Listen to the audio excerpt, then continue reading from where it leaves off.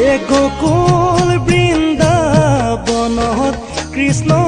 গোসাই কানাই ধেনু চাৰে বাঁহী বজায়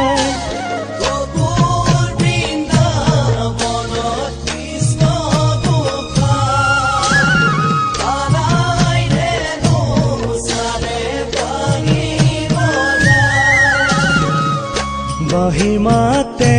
শুনি ও ৰাধে মাই যমুনাৰ বালিতে কলচি